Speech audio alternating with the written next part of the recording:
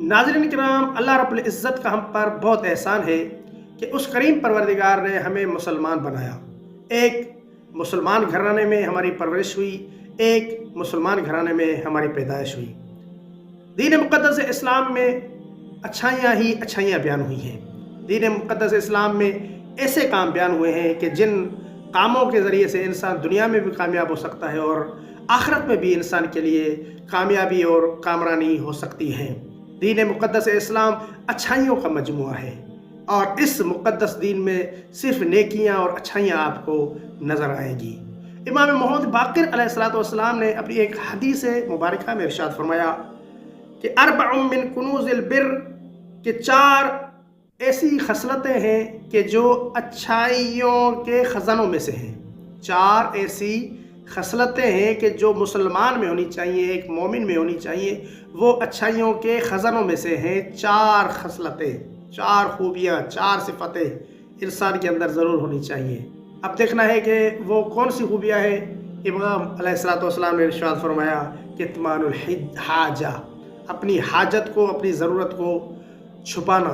बहुत से ऐसे लोग हमने देखे हैं कि जो जब भी कोई हाजत पड़ती है, ज़रूरत पड़ती है, तो लोगों के सामने हाथ फैलाते हैं, लोगों से सवाल करते हैं, भीख मांगते हैं, खैरात और सदक़ात का सवाल करते हैं। और इमाम अलैहिस्सलाम ने फरमाया कि अगर तुम अच्छाइयों के ख़ज़ाने जानना चाहते हो तो तुम्हें मालूम होना चाहिए कित्मानुल हाजा, अपनी हाजत को छुपाओ, अपनी ज़रूरत को छुपाओ।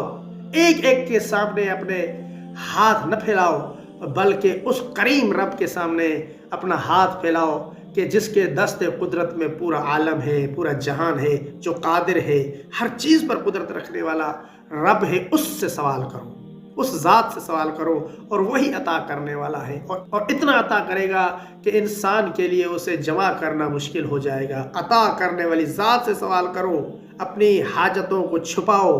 और फिर मौला ने फरमाया कित्मानुस सदका, ए इंसान, ए मोमिन, ए मुसलमान, जब भी तू सदका दे तो छुपा कर दिया कर। लोगों के सामने, लोगों को दिखाने के लिए सदका न दिया कर। तू सदका किसके लिए देता है? अल्लाह के लिए देता है। तू सदका लोगों को दिखाने के लिए नहीं देता, तू सदका लोगों के लिए नहीं देता, बल्कि तू तो सदका अल्लाह के लिए देता है। जब तू अल्लाह के लिए सदका देता है तो फिर मौला ने फरमाया कित्मानुस सदका, छुप छुपा कर सदका दिया करो। जिसे भी सदका दो तो छुपा कर सदका दिया करो। अब सदका क्या देना चाहिए, कौन सी चीज़ सदका देनी चाहिए ताकि हमारी मुसीबतें ख़त्म हो जाए, ये एक अलग टॉपिक है और मौजू है। तो अज़ीज़ दोस्तों, मौला ने फरमाया कित्मानुस सदका, जब भी तुम सदका दो तो छुपा कर सदका दिया करो। और ये अच्छाई के ख़ज़ानों में से एक ख़ज़ाना है। 4 जो ख़ज़ाने मौला ने बयान फरमाए। और तीसरा ख़ज़ाना मौला ने फरमाया कि इस बात को भी छुपाया करो। कौन सी बात है? कित्मानुल वजअ, दर्द और तकलीफ़ को छुपाया करो। अगर तुम किसी दर्द में मुब्तला हो, किसी तकलीफ़ में मुब्तला हो, तो ए मोमिन मुसलमान, तो अपनी तकलीफ़ को एक एक के सामने बयान न करो, बल्कि अल्लाह के सामने बयान करो। अल्लाह का जिक्र करो, विर्द करो, वज़ाइफ करो, ताकि अल्लाह ताला आपके उस दर्द को ख़त्म कर दे। और मौला ने फरमाया कि कित्मानुल वजअ, यानी अपनी तकलीफ़ों और अपनी दर्दों और मुसीबतों को छुपाया करो।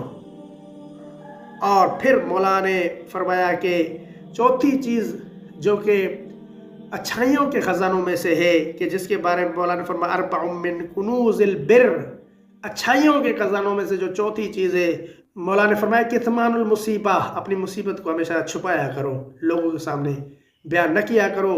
कि ये मौला ने फरमाया अर्बउम मिन कुनूज़िल बिर्र, कि अच्छाइयों के ख़ज़ानों में से एक ख़ज़ाना ये भी है।